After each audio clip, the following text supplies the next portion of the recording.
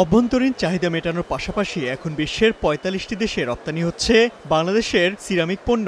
তাই সম্ভাবনাময় খাত হিসেবে উঠে আসছে এই শিল্প। বর্তমানে দেশে ৫৮টি সিরামিক প্রতিষ্ঠানে ৭,০০০ কোটি টাকার বিনিয়োগ আছে, যেখানে যুক্ত আছে ৪০,০০০ শ্রমিক। তাদের স্বল্প মজুরি এই শিল্পকে আরও সম্ভাবনাময় করে তুলেছে। বিশ্বব্যাপী দেশের সিরামিক শিল্পের সক্ষমতা তুলে ধরতে চতুর্থবারের মতো ঢাকায় আয়োজন করা হয়েছে ৪ দিনব্যাপী সিরামিক এক্সপো। রাজধানীর আন্তর্জাতিক কনভেনশন সিটি বসুন্ধরায় বৃহস্পতিবার থেকে এই প্রদর্শনী শুরু হয়েছে। এবারের মেলায় বাংলাদেশ সহ ২৫টি দেশের ১৩৫টি প্রতিষ্ঠান ও ৩০০ ব্র্যান্ড অংশ নিয়েছে। পাশাপাশি এ খাতের প্রায় ৫০০ জন আন্তর্জাতিক প্রতিনিধি ও ক্রেতা এই মেলায় অংশ নেবেন বলে জানা গেছে। এই প্রদর্শনীর মধ্য দিয়ে নিজেদের তুলে ধরার সুযোগ দেখছেন শিল্প সংশ্লিষ্টরা।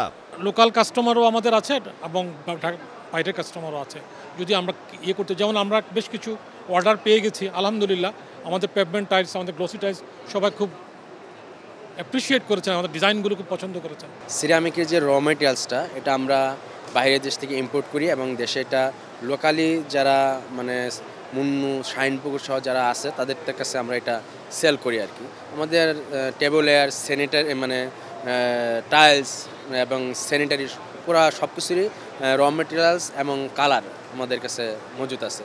একই ছাতার নিচে দেশে প্রায় সবগুলো সিরামিক প্রস্তুতকারী প্রতিষ্ঠান থাকায় যাচাই বাছাইয়ের সুযোগ পাচ্ছেন ক্রেতারাও। এখানে আসে হাজারো ডিজাইন পাচ্ছি, এখানে কম্পিটিশন মার্কেট, এখানে যারা ব্যবসায়ীরা আছে তাদেরও কম্পিটিশন আছে। সুতরাং এখানে আসলে সার্বিক একটা সমাধান এবং সলিউশন এখানে হয়ে যায়। সবার একটা ইন্টেনশন থাকে যে প্রিমিয়াম কিছু প্রোডাক্ট নিয়ে আসবে। আপনার ভেন্ডরস যারা আছেন বা ওরা এটা দেখে নতুন আপনি কি লঞ্চ করছেন এটা দেখার জন্য আসে।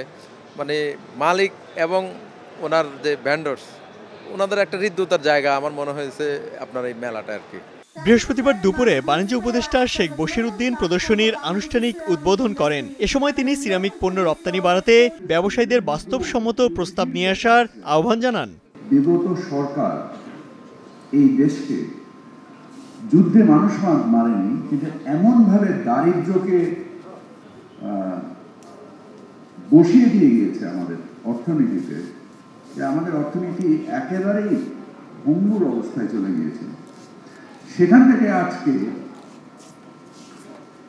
এই ইন্টারিম গভর্নমেন্টের সকলের ঐকান্তিক প্রচেষ্টায় আমরা যে $32 বিলিয়ন একটা রিজার্ভে পৌঁছেছি। প্রদর্শনীর পাশাপাশি এবারের আয়োজনে 3টি সেমিনার, জব ফেয়ার, B2B ও B2C meeting, live demonstration, spot order, raffle draw এবং নতুন পণ্যের উদ্বোধনও থাকছে। প্রদর্শনী প্রতিদিন সকাল 10টা থেকে সন্ধ্যা 6টা পর্যন্ত সবার জন্য উন্মুক্ত থাকবে। Imtiaz Ahmed, star news, Dhaka.